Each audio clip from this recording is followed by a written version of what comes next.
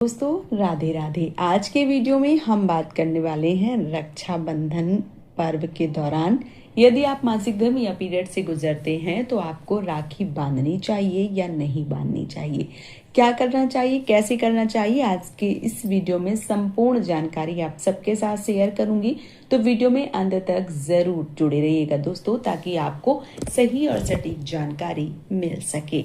सबसे पहले बात करेंगे रक्षाबंधन की। रक्षाबंधन का जो पर्व है वो आने वाली 28 अगस्त दिन शुक्रवार को किया जाएगा।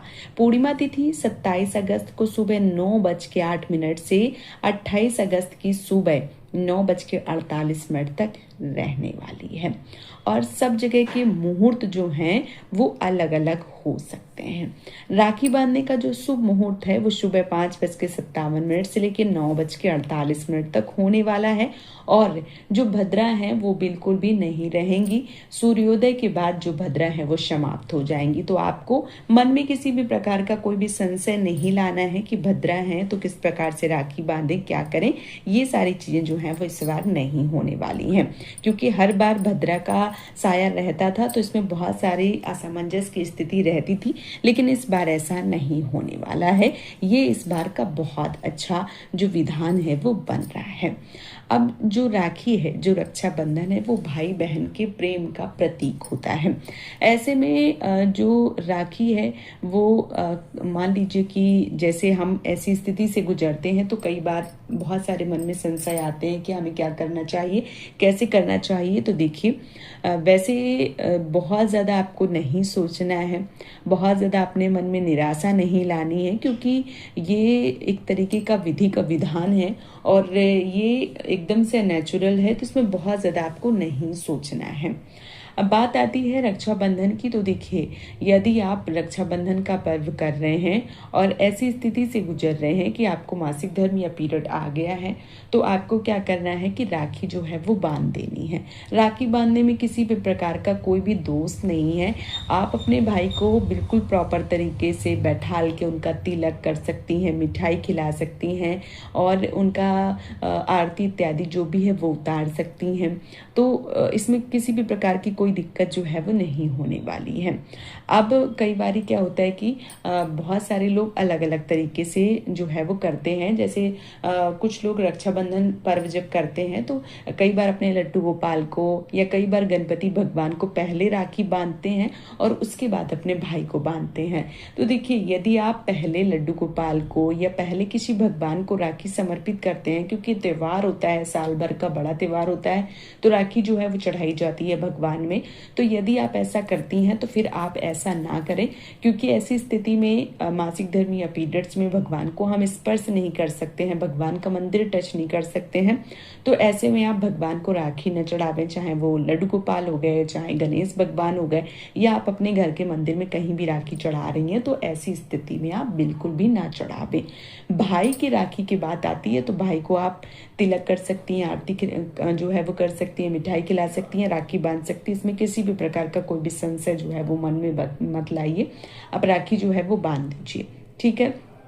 और कई बार क्या होता है कि बहुत सारी ऐसी बहनें होती हैं जिनका 5वां, 6ठा, 7वां दिन, चौथा दिन होता है। ऐसे कई सारी बहनें प्रश्न करती हैं कि दीदी मैं शुरू से ही सिर्फ क्योंकि भाई नहीं है तो लड्डू गोपाल को ही राखी बांध रही हूँ, तो क्या करूँ, ऐसे में बांधूँ या ना बांधूँ। तो देखिए उसमें भी बहुत सारे लोग जो हैं वो लड्डू गोपाल को पुत्र की भांति समझते हैं, कुछ भाई के हिसाब से देखते हैं और ये सारी चीज़ें जो है वो नहीं मनाते हैं। जैसे मासिक धर्म पीरियड्स जो है वो नहीं मानते हैं, क्योंकि वो उनको भाई समझते हैं, पुत्र समझते हैं। तो पूजा पाठ उनका सब चलता रहता है। लेकिन मैं यहाँ पे बोलना चाहूँगी, देखिए भगवान है वो, उन्होंने हमें बनाया है, हमने उनको नहीं बनाया है।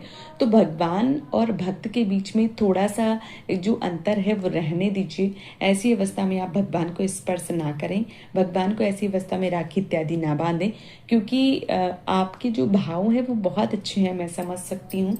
लेकिन जो भगवान है, अगर हम पुराने जमानों से सुनते चले आ रहे हैं तो ऐसी स्थिति में हमें छूना जो है वो वर्जित बताया गया है। तो ऐसी स्थिति में हमें भगवान को स्पर्श नहीं करनी चाहिए, हमें भगवान को राखी नहीं बांधनी चाहिए।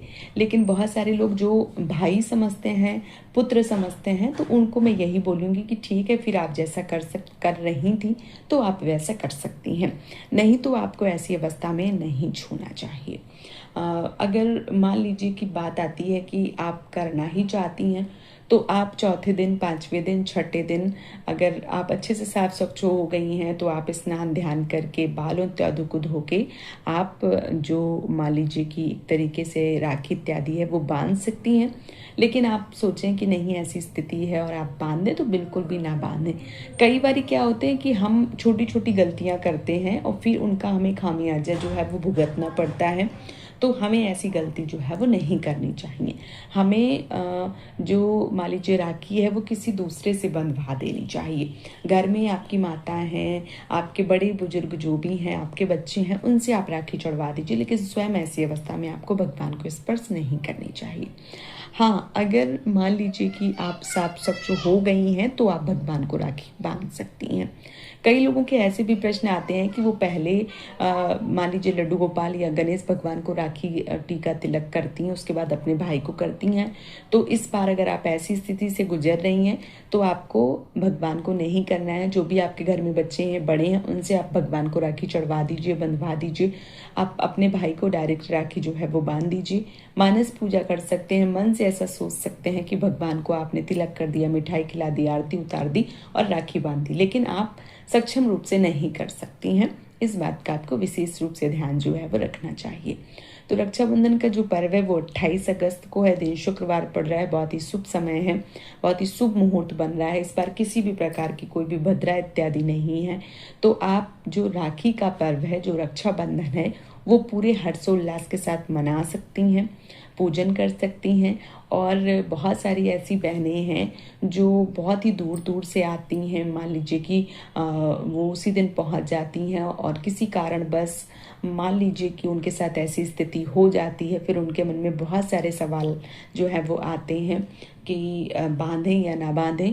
तो उनके लिए मैं बता दूं कि देखिए, आप अपने भाई को बांध सकती हैं। भाई को राखी बांधने में या भाई को तिलक चंदन करने में या मिठाई खिलाने में, आरती उतारने में किसी भी प्रकार का कोई भी दोष नहीं है। आप बिल्कुल भी परेशान ना हो। आप ऐसी स्थिति में भाई को राखी जो है वो बांध सकती हैं, तिलक चंदन जो है वो कर सकती हैं। भगवान को मनाई है तो भगवान को आप किसी भी अपने बड़े जो भी हैं उनसे आप राखी जो है वो बंधवा दीजिए। आप भगवान को स्पर्श मत कीजिए। राखी जो है आपके बच्चे या बड़े आपके पति या जो भी है घर पे वो बांध सकते हैं और भगवान का जो त्योहार है एक तरीके से वो मनवा सकती हैं। तो रक्षाबंधन में पीरियड्स या मासिक धर्म से जुड़ी ये जानकारी आप सबको कैसी लगी है, आप हमें कमेंट में ज़रूर बताइए। और वीडियो पसंद आए तो नीचे कमेंट बॉक्स में हैप्पी रक्षाबंधन ज़रूर लिखिए। आप सभी बहनों को रक्षाबंधन पर्व की ढेरों शुभकामनाएं।